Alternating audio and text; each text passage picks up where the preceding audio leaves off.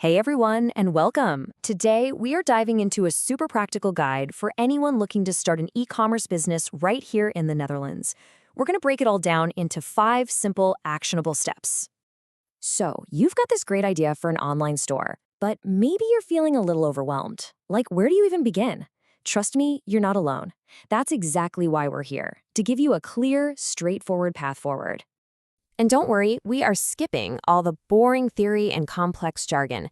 This is all about practical, real-world advice, the kind of stuff that will actually help you get your business off the ground. Okay, so here's our game plan for today. We'll start with making it official, registering with the KVK. Then we'll get into the numbers with VAT and admin. After that, the fun part, picking where you're going to sell. Then we'll tackle shipping, and finally, we'll wrap up by talking about keeping your expectations in check. Ready? Let's go.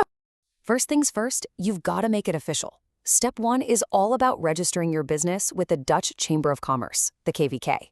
You can think of this as the official starting pistol for your whole e-commerce adventure. Now, one of the first choices you'll make is your legal structure. And honestly, for most people just starting out, this is a pretty easy decision. The eenmanszaak, or sole proprietorship, is what almost everyone picks. Why? Because it's quick, cheap, and super flexible. There is the BV, a private limited company, but that's something you'd look at way down the road. For now, the eenmanszaak is your best bet.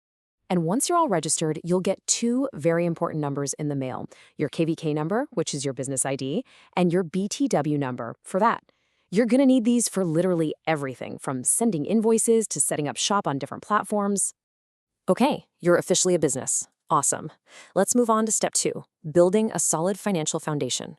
We're talking about that, or BTBO, and your general administration. Getting this right from the very beginning will save you so many headaches later on, I promise. The big number you need to remember here in the Netherlands is 21%. That's the standard VAT rate you'll be adding to most of the products you sell. So, how does this all work in practice? Well, it's a pretty simple 3-step cycle. First, you charge that VAT to your customers. Second, you keep a really clear record of all the VAT you've collected. And third, you pay that collected VAT over to the tax authorities, the Belastingdienst. Simple as that.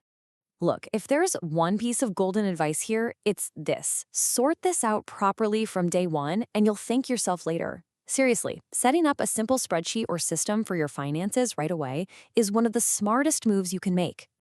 All right, on to step 3, and this is where things get really exciting. It's time to decide on your sales channel. Basically, where are your customers actually going to find and buy your stuff?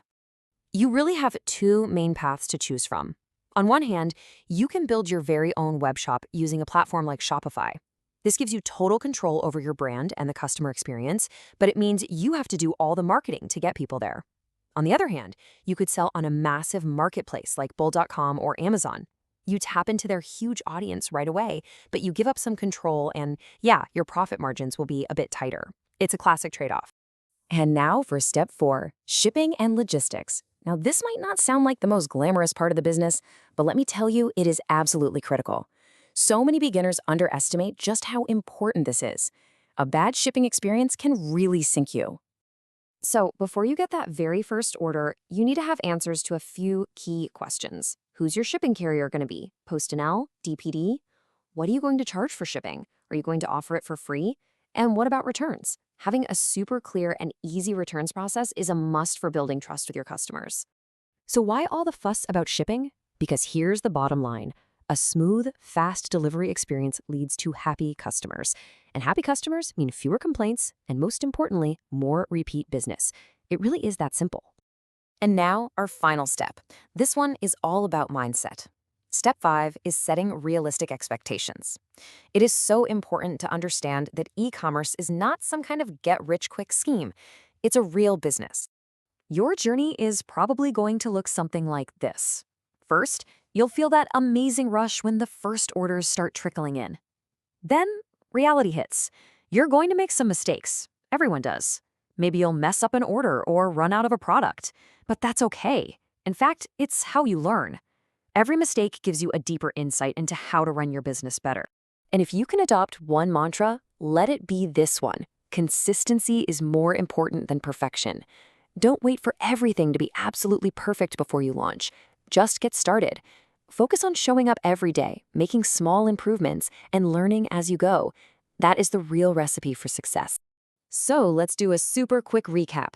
Step 1, get your foundation right by registering at the KVK. 2, sort out your admin from day 1. 3, choose your sales channel with intention. 4, think about your shipping plan early. And 5, grow step by step and be realistic about the journey. And there you have it, your 5-step roadmap to getting started. So, are you ready to take that next step? In our next explainer, we're going to zoom in on that very first big decision, choosing the right legal structure. We'll break down all the pros and cons to help you make the absolute best choice for your situation. Thanks for joining us.